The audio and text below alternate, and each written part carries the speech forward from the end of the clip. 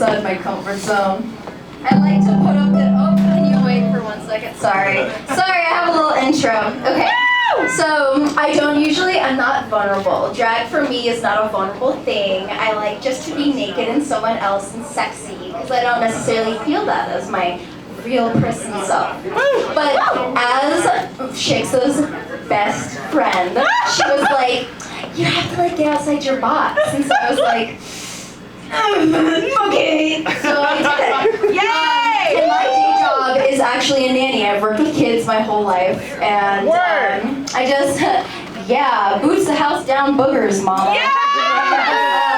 And so I wanted to kind of extend my artistic things. In high school, I took a creative writing class, and we had to make children's books, and it was super fun. So I wanted to make a children's book for tonight. And since the theme is love, I wanted to do a little bit about self-love and my journey through self-love. And so my little book is called Clay. It features this little character who's a little clay creature. It's a metaphor for me. So basically, I channeled all of my emo-ness through this clay creature. And it's just kind of in high school, so I am, how far back am I going to talk about my trauma? Let's see.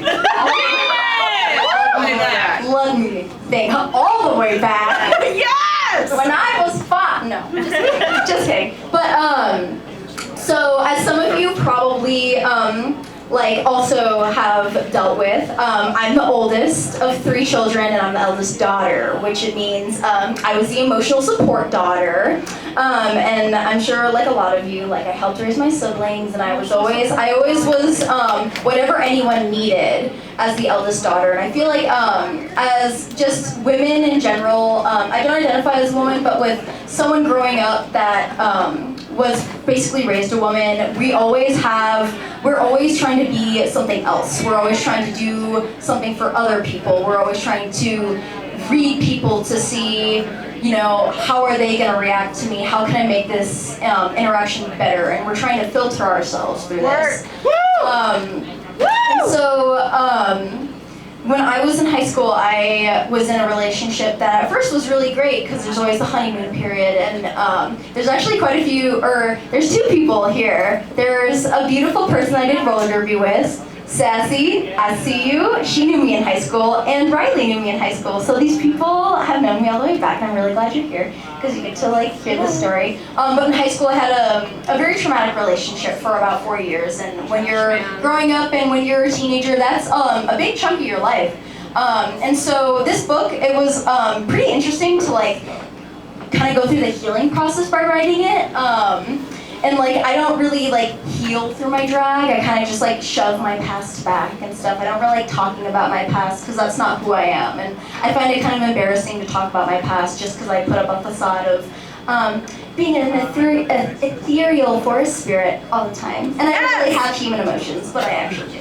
So that's kind of the backstory of this book and Clay and stuff. So hopefully you can kind of get the metaphor. If you don't, you can ask me afterwards, and I'll do a little TED Talk. So a little baby TED Talk. You give me $1 and I'll talk to you about my trauma more.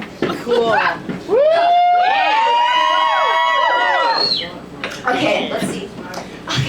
Okay, hit that track, DJ.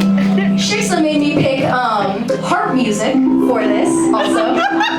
So, Best friend. Hi, I'm Bambi Ballgag, and I'm going to be reading you Clay by Bambi Ballgag. Yes! Okay. Once upon a time, there was a little creature made out of clay. Whatever makes you feel good, bitch. Thanks, Mom. This little creature loved to play. It would let all the hands mold and squish it around, forming it into their own little art projects. Oh my God, this is beautiful. This is so pure. Shiksa said there was gonna be a place where I could put pictures of the book, but there's not. So you just have to suffer through these tiny pictures that I drew. Some hands crafted it into really fun things like birds or cats or even really cool bugs. Yeah! The creature loved being molded by the nice hands. They were warm, soft, and kind. Thanks, Mama. That's Taco Bell money later. Places, thank you. But sometimes the angry, rough hands came to play. The creature did not like these hands. These hands were not helping hands like the others. They liked to tear and rip the little creature apart. No! Yeah, fuck those rough hands. Am I right, ladies? Fuck my Yeah. See, he has little X's on his eyes to show that he's dead. Or, well, the pronouns are it, but that's fine. Stop it. Whatever. These hands were not fun to play with, but after playtime, the rough hands would always put the creatures back in its home. The creature was always able to squish itself back together in its little home, waiting patiently for the next hands to play with it. And he's taking a widow nap. Aww. Because he's tired. I should have picked something upbeat for the music. Sorry, y'all. Then one day, a pair of hands came and took the creature out of its home. At first, the creature was very excited. The hands seemed soft and gentle, and they began to shape the creature into all kinds of interesting things.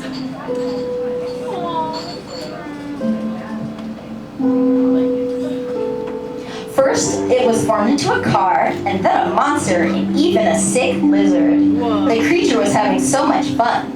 But then the hands must have gotten bored of the little clay creature. They began to stomp and shred the creature, breaking it into tiny, jagged little pieces. No! This is great. It's like Rocky Horror. Oh, wait.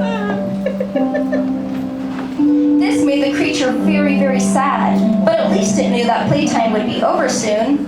But suddenly, the hands left without putting the creature back in its home. No hands had done this before, and it made the creature very scared. Oh no!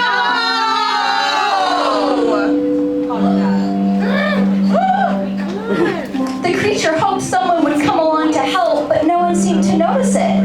The little creature began to dry out. It felt its little clay body harden, and suddenly, and it says, it's trying very hard to stay together, and it's still trying so hard. You can do it! He has little, like, stress anime bubbles on his forehead. Clap if you believe! The little clay began to crack and break. The creature, who was once happy and malleable, had suddenly turned sharp and cold. No one wanted to play with it anymore. No! Top 10 anime deaths. Stressful story. The creature sat alone, lonely and broken. It had never been without helping hands, and it didn't have a clue what to do. Oh no! It sat for a very, very long time, crying and wondering what it should do. No! Then, one day, the creature was tired of waiting and crying, and it was a lot of crying. It had decided to try to put itself together again. So it tried and tried and tried. Woo! You got He was this, trying, but he kind of got into weird little shapes I didn't like very You much. can do it, Clay! And finally, for the first time ever, the creature... Wait, I think I skipped a book. No, whatever is good. Whatever It's okay, is we good. believe in Oh, Clay! shame. Thanks, sorry. And finally, for the first time ever, the creature felt like itself. Now, instead of being molded however others wanted it, the creature had put itself back together in a way that it liked, not how others Clay. wanted it.